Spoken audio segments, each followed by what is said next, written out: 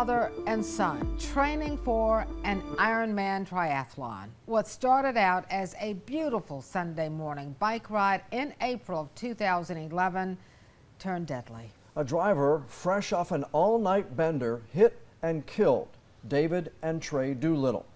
10 years after a jury convicted Thomas Grooms of murder, we're taking a look back at a case that actually set a precedent. WECT investigative reporter Ann McAdams has tonight's Crimes of the Cape Fear report.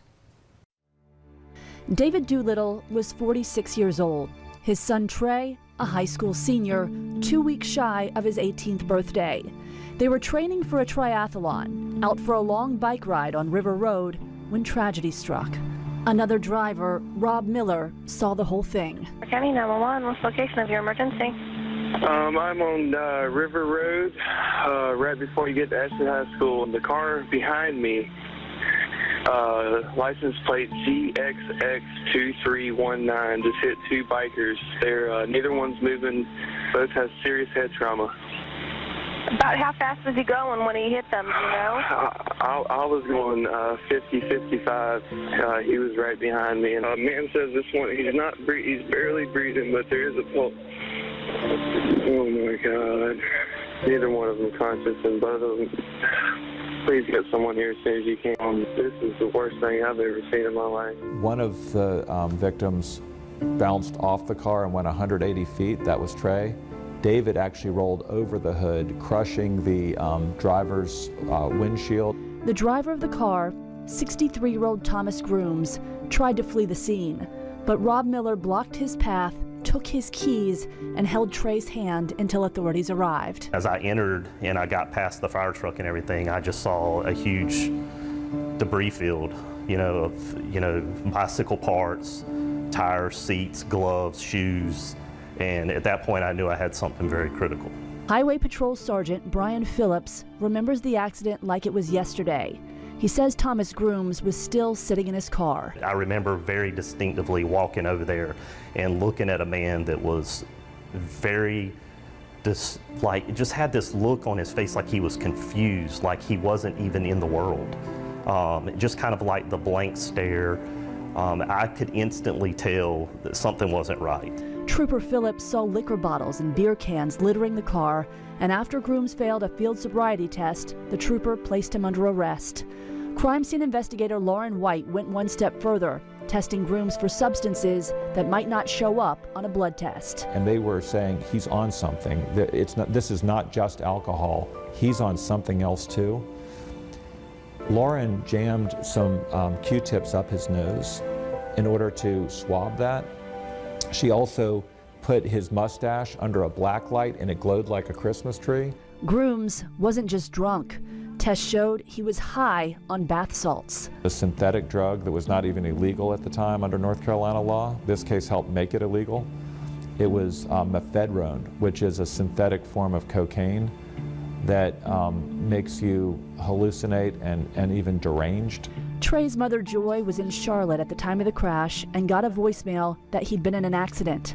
She grabbed his two younger brothers and started driving towards Wilmington.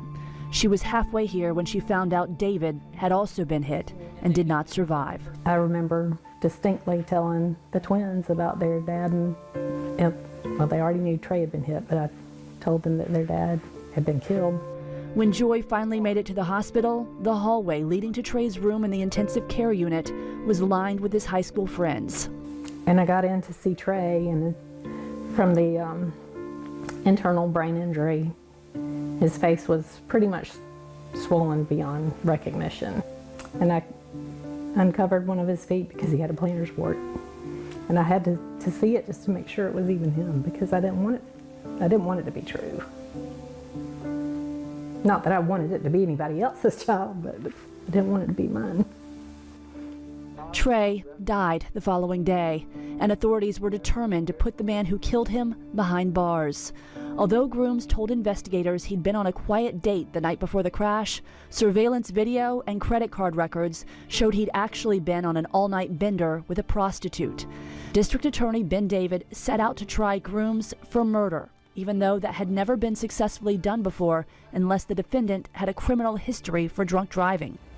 Our theory was that because of his gross impairment with the 24 hours leading up to this incident, the fact that he was trying to flee the scene and did not render aid, despite the fact that there was a father and son laying helpless in front of him, we believed all of those things were meeting the definition of implied malice. Despite his clean record, Groom's ex-girlfriend testified that he frequently drove drunk, and she warned him he needed to stop or he was going to kill someone. A judge allowed a jury to hear her testimony, which helped convince them to convict Grooms of second-degree murder. His sentence, 25 years in prison. Judge Paul Jones said he's had over 300 jury trials, and this was the saddest case he ever saw.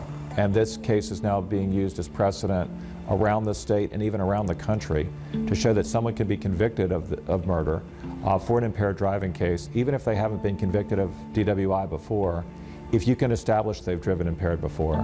Highway Patrol Sergeant Brian Phillips says he still thinks of the Doolittles almost every day. Being around the family, you see the heartache that it causes, you see the pain that it causes, and it does affect you. Even now, I mean, I just feel it, you know.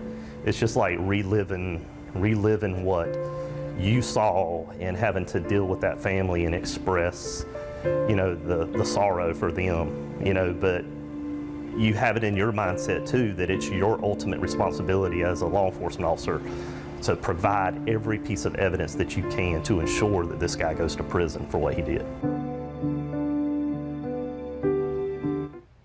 Through his death, Trey was able to save several lives. A local mom received his heart. Other organ recipients received his kidney, pancreas, and corneas.